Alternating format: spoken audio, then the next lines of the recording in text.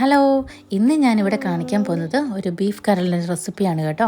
കഴിഞ്ഞ ദിവസം ഷോപ്പിൽ വന്നപ്പം നല്ല അടിപൊളി കരളിരിക്കുന്നു. അപ്പോൾ ഒന്നും നോക്കിയില്ല, ഇങ്ങ് മേടിച്ചു. ഇതുപോലെ കട്ട് ചെയ്തെടുക്കുക കേട്ടോ. എനിക്ക് കട്ട് ചെയ്യുന്ന സമയത്ത് നല്ല അലുവ കഷ്ണം കട്ട് ചെയ്യുന്ന ഒരു ഫീലിംഗ് ആയിരുന്നു. നല്ല രസമായിരുന്നു കട്ട് ചെയ്യാനായിട്ട്. അങ്ങനെ കട്ട് ചെയ്ത് മാറ്റി വെച്ചു.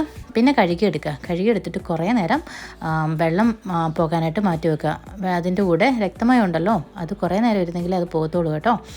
പിന്നെ ഈ ബീഫിൻ്റെ കരൾ ഇഷ്ടമില്ലാത്ത ആൾക്കാരൊക്കെ ഉണ്ട്. എന്താണെന്ന് വെച്ചാൽ അതിൻ്റെ ടേസ്റ്റ് കാരണമുണ്ട് കേട്ടോ. അവർക്ക് ആ ടേസ്റ്റ് പിടിക്കില്ല. പ്രത്യേകിച്ച് നമ്മൾ ഉണ്ടാക്കുമ്പോൾ എപ്പോഴും ബീഫിനും ചിക്കനും ഒക്കെ ഒരേ മസാലയാണ് ഉപയോഗിക്കുന്നത്. ഞാൻ ഇന്നിവിടെ ഉപയോഗിക്കുന്നത് കുറച്ച് ഡിഫറെൻ്റ് ആയിട്ടുള്ള മസാലയാണ് കേട്ടോ. എനിക്കറിയില്ല ഇതൊക്കെ ആരെങ്കിലും ഇട്ടിട്ടുണ്ടോ എന്നൊന്നും എനിക്കറിയത്തില്ല. ഞാനെങ്ങും കണ്ടിട്ടല്ല ഇതിടുന്നത്. ഇത് എൻ്റെ ഒരു ഐഡിയ ആണ് കേട്ടോ. അപ്പം ഇതിൻ്റെ ടേസ്റ്റ് അടിപൊളിയായിരുന്നു. പിള്ളേരൊക്കെ ഒരുപാട് ഇഷ്ടപ്പെട്ടു. പിള്ളേർക്കൊക്കെ ഒരുപാട് എരിവൊന്നും ഇടാത്ത ഒരു റെസിപ്പിയാണ്. ഇനി നമുക്ക് എന്ത് ചെയ്യേണ്ടതെന്ന് വെച്ചാൽ ഒരു ചൂട് കട്ടിയുള്ള പാത്രം അടുപ്പിൽ വെക്കുക. അത് നന്നായിട്ട് ചൂടായി കഴിയുമ്പോഴത്തേക്ക് കുറച്ച് പോപ്പി സീഡ് ഇട്ട് കൊടുക്കുക കേട്ടോ. പോപ്പി സീഡ് നമുക്ക് എപ്പോഴും പ്രയോജനപ്പെടുന്ന ഒരു കാര്യമാണ്. അതുകൊണ്ട് ഒരു പാക്കറ്റ് എപ്പോഴും മേടിച്ച് വെക്കുക. പോപ്പി സീഡിൻ്റെ കൂട്ടത്തിൽ ഞാൻ കുറച്ച് കടുക് ഇട്ട് കൊടുക്കുന്നുണ്ട്. ഒരു ചെറിയ ടീസ്പൂണാണേ ഇതൊക്കെ ഞാൻ പറയുന്നത്. അത് കഴിഞ്ഞിട്ട് ഇത് നന്നായിട്ട് ചൂടായി കഴിയുമ്പോഴത്തേക്ക് അതിനകത്തോട്ട് കുറച്ച് മല്ലിപ്പൊടി ഇട്ട് കൊടുക്കുക. മല്ലിപ്പൊടി ഞാനൊരു 3 ടീസ്പൂണാണ് ഉപയോഗിക്കുന്നത്. അത് നന്നായിട്ട് ചൂടാവട്ടെ.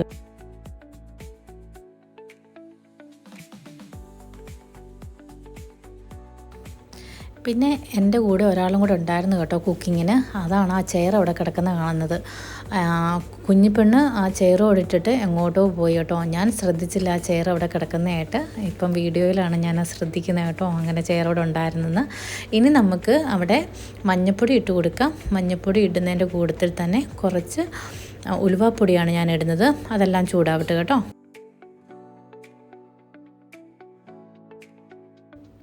ഇനി ഞാനിവിടെ ഇടുന്നത് കുറച്ച് കാശ്മീരി ചില്ലി പൗഡറാണ് കേട്ടോ.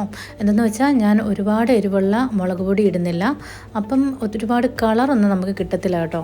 ഞാൻ ഒരുപാട് കാശ്മീരി ചില്ലിയൊന്നും ഇടുന്നില്ല. ഒരു ചെറിയൊരു സ്പൂൺ ഇട്ടോളൂ. പിന്നെ അറ്റ്ലീസ്റ്റ് എരിവ് വേണമല്ലോ, അതിന് ഞാൻ കുറച്ച് ഒരു 2 ടേബിൾ സ്പൂണ് സാധാരണ മുളക് പൊടി ഇട്ടിട്ടുണ്ട്. നിങ്ങൾക്ക് പിള്ളേരൊന്നും ഇല്ല, എരിവെല്ലാവരും കഴിക്കുന്നതാണെങ്കിൽ നിങ്ങൾക്ക് കാശ്മീരി ചില്ലി പൗഡർ ഒഴിവാക്കിയിട്ട് നന്നായിട്ട് എരിവ് ഉപയോഗിക്കാം കേട്ടോ. അത് എല്ലാം ചൂടായി കഴിയുമ്പോൾ നമുക്ക് ഇതെല്ലാം പൊടിച്ചെടുക്കണം മിക്സിയിലിട്ട്.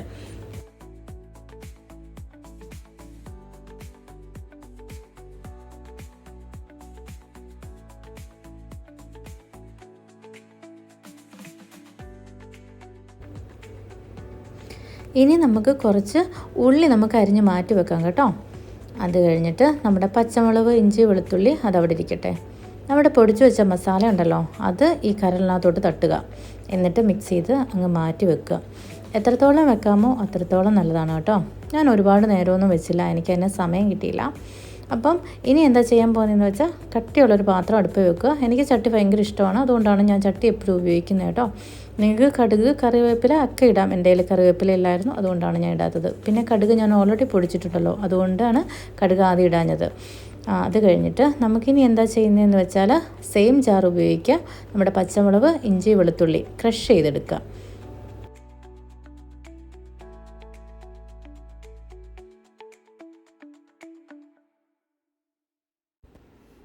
അപ്പോൾ അതൊക്കെ ചെയ്ത് വന്നപ്പോഴത്തേക്ക് ഉള്ളിയൊക്കെ കുറച്ച് വഴന്നിട്ടുണ്ട്. അതിനകത്തോട്ട് നമ്മുടെ പേസ്റ്റ് ഇട്ട് കൊടുക്കാം കേട്ടോ.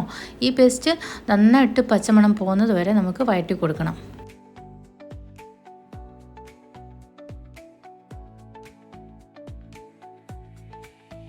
കുറച്ച് കഴിയുമ്പോഴത്തേക്ക് നമ്മുടെ ചട്ടിയുടെ അടിയിൽ ഇതൊക്കെ അങ്ങ് പിടിക്കാൻ തുടങ്ങും. എന്തെന്ന് വെച്ചാൽ ഇഞ്ചി നമ്മൾ അരച്ചെടുക്കുകയല്ല ചെയ്തത്. ഇഞ്ചി അരച്ചെടുക്കുമ്പോൾ ചട്ടിയിൽ ഇതുപോലെ അടിയിൽ പിടിക്കും. അത് നന്നായിട്ട് ഇളക്കി കൊടുത്തുകൊണ്ടേ ഇരിക്കണം.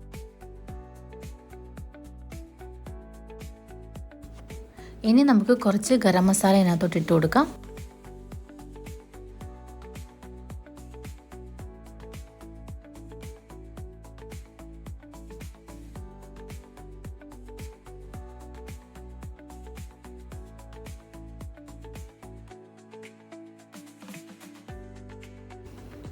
ഇനി നമ്മുടെ റെസ്റ്റ് ചെയ്യാൻ വെച്ച കരളുണ്ടല്ലോ, അത് ഇതിനകത്തോട്ട് എടുത്ത് തട്ടുക കേട്ടോ.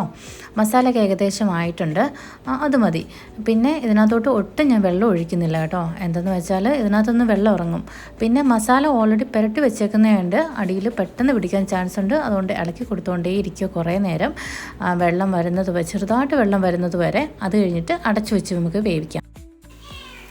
ഇടയ്ക്ക് അടുപ്പ് തുറന്ന് ഇളക്കി കൊടുത്തുകൊണ്ടിരിക്കുക. കുറേ കഴിയുമ്പോഴത്തേക്ക് നമുക്ക് ഈ വീഡിയോ കാണുന്ന പോലെ ഇതുപോലെ ഇരിക്കും. പിന്നെ ഇവിടെ ലൈറ്റും കുറവായതുകൊണ്ടാണ് ഇതിനധികം കളർ കാണാത്തത് കേട്ടോ. നല്ല അടിപൊളി ടേസ്റ്റുള്ളൊരു കരളായിരുന്നു. നിങ്ങൾ ഉണ്ടാക്കി നോക്കുക. പിന്നെ thank you for watching my video.